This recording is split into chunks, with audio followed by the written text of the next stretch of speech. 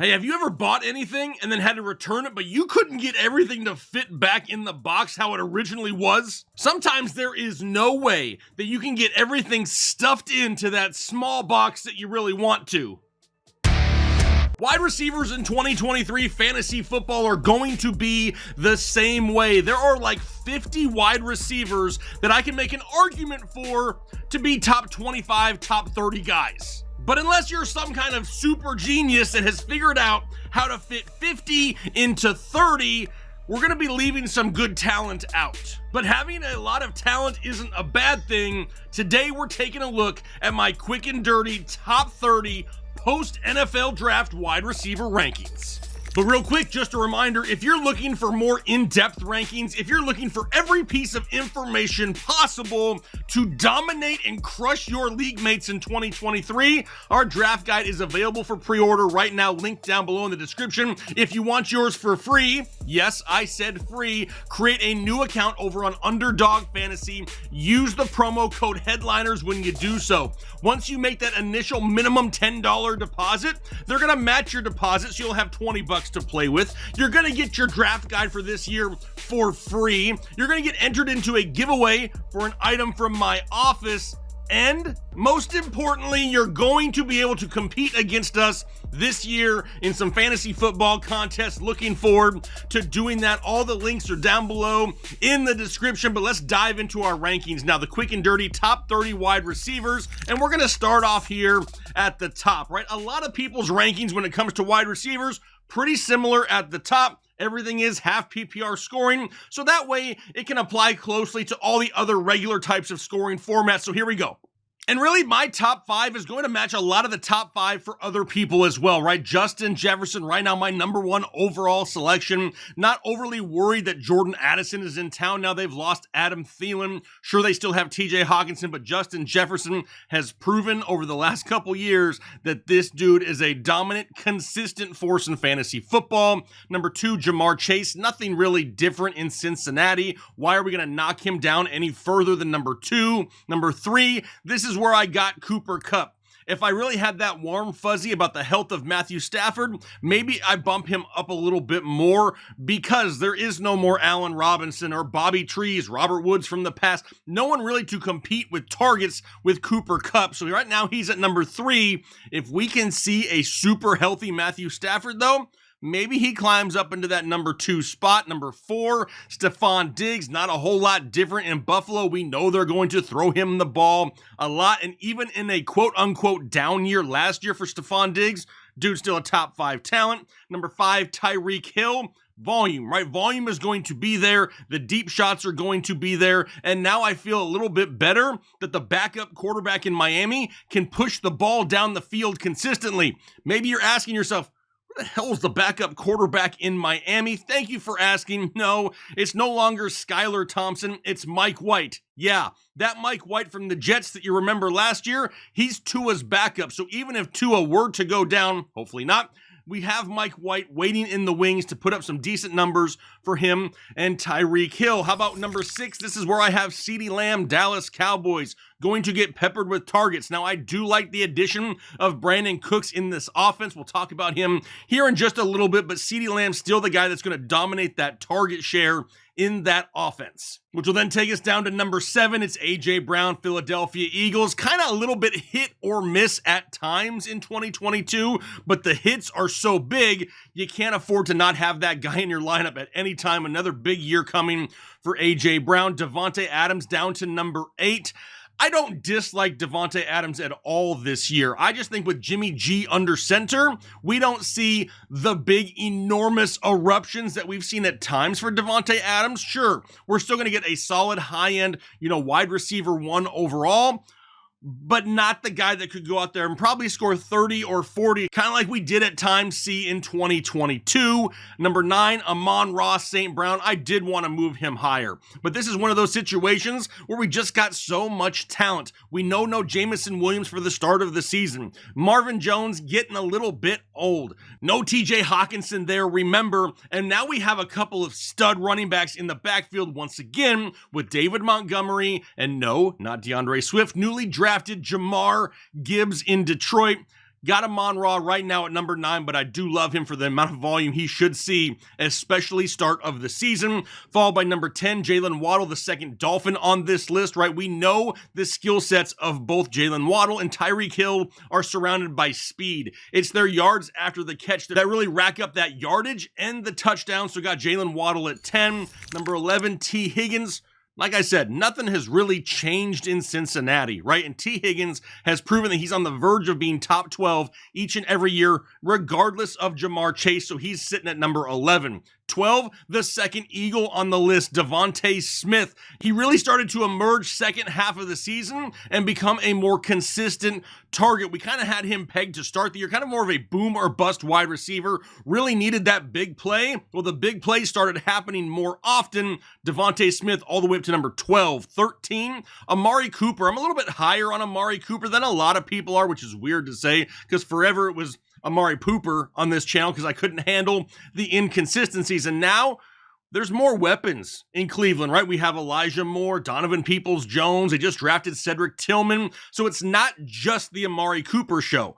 But now with Deshaun Watson in his first real full season now in Cleveland, we saw him lock on to Amari Cooper a lot last year. And kind of with DeAndre Hopkins in the past in Houston, he really likes to lock on to that number 1 guy. Amari Cooper still going to be the man in Cleveland. What about 14? This is where I have Garrett Wilson. Dude is currently trending up. Why do I not have Garrett Wilson higher? Some people are going to ask that question. Honestly, I expect Aaron Rodgers in this Jet offense to really spread the ball around a little bit more, and it's not just Garrett Wilson there. Don't forget, they brought in Mecole Hardman. They brought in Allen Lazard from Green Bay. They still have Corey Davis and Tyler Conklin, Breece Hall in the backfield. There's a lot of options with the Jets. I don't expect it to be nothing but the Garrett Wilson show, even though I got him at 14, which is still a pretty high number, and I'm not off this bandwagon whatsoever. I said in earlier rankings videos, I wanted to wait and see to make sure Rodgers actually went there before I moved him higher. Here he sits at 14. 15, this is where I have Chris Olave. A lot of people are expecting an Alvin Kamara suspension of some sort. We'll wait and find out on that. Nobody really expects Michael Thomas to play a full 17-game season. I like myself some Raheed Shaheed. I do. I think the guy's a stud, but he's not Chris Olave. And this guy is just a game breaker that has that big play potential, but also the ability to rack up 10 targets a week. I got myself Chris Olave at 15. Then at 16, this is where I got Keenan Allen, and he's kind of trending down as of right now. The newly drafted Quentin Johnston in town. We know about Mike Williams, Austin Eckler still there for now. A lot of targets to go around in this offense. Keenan Allen seems like the safest floor guy, but maybe not the highest ceiling on a week-to-week basis. As of right now, the guy that I feel safest with in this offense, though, Keenan Allen. 17, DK Metcalf. He's been dropped down a few spots as well with the drafting of Jackson Smith and Jigba. So now we have DK Metcalf, Tyler Lockett, and JSN all in Seattle. And then you add in the backfield of Kenneth Walker and Zach Charbonnet. You add that to Geno. We got a ton of options in this offense. DK Metcalf may have some of those weeks where we don't see that big number, dropped him down to 17. 18 is DJ Moore in a season here with a new quarterback, Justin Fields, who I definitely expect to take a step forward this year when it comes to the passing game. It's not just DJ Moore. Darnell Mooney is in the mix. Cole Kmet is in the mix. I expect DJ Moore to be a decent mid-wide receiver too on the season. Number 19, Calvin Ridley of the Jacksonville Jaguars. Jacksonville's going to be traveling a whole lot this year. A lot of miles for Jacksonville. But this guy has the potential of finishing top 12 at the position. A lot of people have just forgotten how good he really is. The only reason I don't have him higher, we still have Evan Ingram. We still have Christian Kirk. We still have Travis Etienne. We have big-time playmakers on this team. And Calvin Ridley's going to have weeks where he doesn't score a touchdown, obviously. So that's going to kind of lower that overall ceiling. But for the season, I'm probably going to own a lot of Calvin Ridley and just take a little bit of a chance. How about number 20? Michael Pittman, Indianapolis Colts, now has a new quarterback as well. Anthony Richardson of the Colts. is going to struggle at times, right? We know he's going to take some time to improve, but he's definitely somebody that can push the ball down the field. Michael Pittman, one of those 50-50 guys that can come down with the ball. He's at 20. 21, Terry McLaurin, another guy with a new quarterback, right? Sam Howell only had that one start end of last year. What is he going to do here now? Because they didn't bring in another early round quarterback in Washington. It's going to be the Sam Howell show. And if I'm being completely honest, in the plane ride to the draft where I sat next to Chase Young's dad, we kind of talked about Sam Howell, and word inside the organization is they're pretty freaking pumped about Sam Howell. So Terry McLaurin could be in line for some big weeks. What about DeAndre Hopkins at 22? Really don't know the health of Kyler Murray just yet. We don't even know if DeAndre Hopkins is for sure going to be an Arizona Cardinal, but this offense isn't going to be that good overall. Going to limit some scoring opportunities, so he's at 22.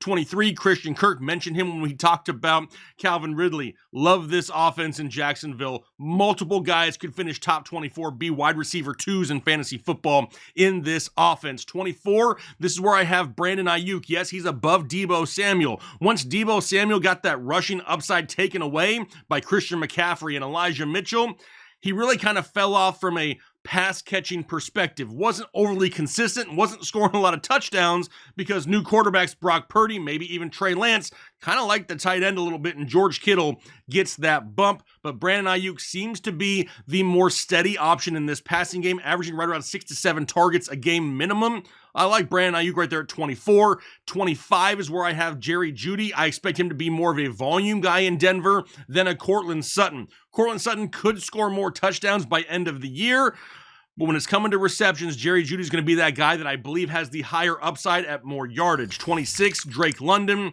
I want to put Drake London higher, but even if I put him higher, maybe at 24 above Brandon Ayuk, he's going to be the man in Atlanta, and they've already kind of committed to Desmond Ridder. So we know that connection was there. Almost 10 plus targets over the last month of the season per game for Drake London.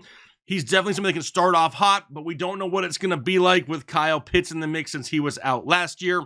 27, here's where I have DEEBO Samuel. Told you he was going to be a little bit lower, which will then take us to 28, Chris Godwin, right? Another new quarterback. New quarterbacks all over the place. We have Baker Mayfield, more than likely the week 1 starter in Tampa Bay. We've seen Baker with multiple big-name wide receivers before in Cleveland with Jarvis Landry and Odell Beckham. Didn't quite go so well all the time. Now that we have Evans and Godwin both in the mix, more than likely we see them drop down a few tiers. So here is where I have Chris Godwin at 28. 29, Treylon Burks. Really, one of the only guys going to get targets in Tennessee. Now they have Will Levis. How quickly do they turn from Tannehill to Levis? That is the question, but we know Treylon Burks is going to get targeted. Can he please stay healthy? And if he does, dude could be in line for like 140 plus targets if he's on the field. And then number 30, Jordan Addison of now the Minnesota Vikings, my first rookie here. A lot of people want to know about the rookie wide receivers. And some of these guys I want to move a little bit higher. But Jordan Addison,